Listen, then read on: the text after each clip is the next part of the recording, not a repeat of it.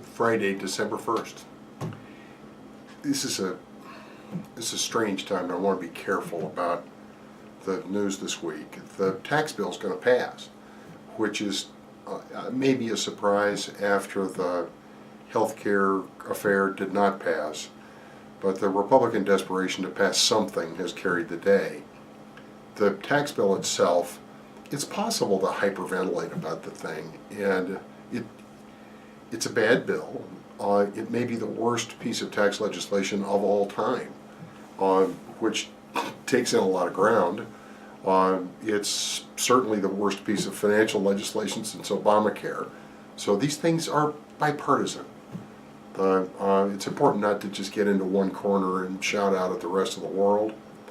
One of the oldest lines about politics is, those people who are fond of sausage should never watch it being made, and the same is true of politics. Just don't watch and deal with it later.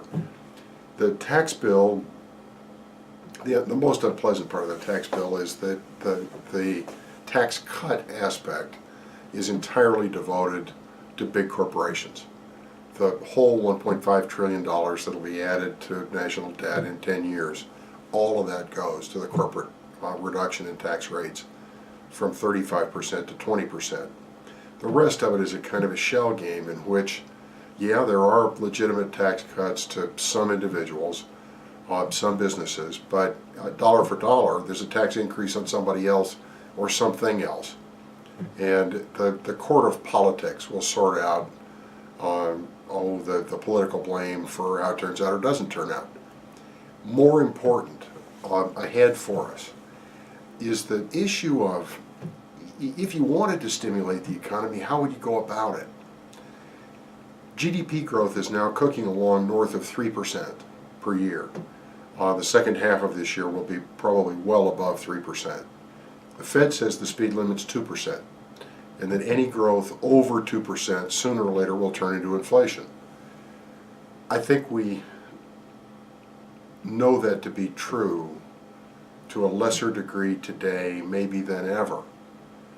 The thought is core to the Fed's operations, that the speed limit for the economy is the rate of population growth plus increases in productivity.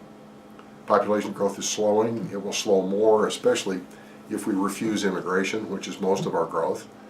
But population growth at 1, productivity growth at 1, add 1 and 1 and get 2, that's the theoretical GDP limit. And new studies, new thinking, some in the copy next to this video, are suggesting strongly, more and more every day, that we knew less about how the old economy worked than we thought. And we know practically nothing about how the new economy works.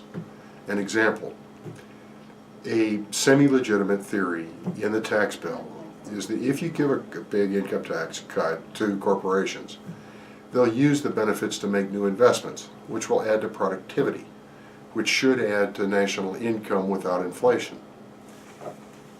There was some truth to that when our economy was based on making things like automobiles and steel. In order to increase productivity, you had to build factories. But today, the most productive segments of our economy involve offices very poorly furnished, inhabited by groups of 20-somethings, perhaps a climbing wall, no capital investment whatever because the kids already own their laptops, and the capital investment is just paying rent and wages until whatever new thingamabob appears begins to generate revenue. There isn't any capital investment involved that anyone in 1950 or 60 or 70 or 80 or 90 would recognize as a capital investment. It's disconcerting to fly this blind, but hey, it's just after Thanksgiving. Give thanks for the good news. The economy's hot. It's doing just fine. The tax bill's so dumb that it's not going to do anything that's going to disturb the Fed. So, good week. Thank you.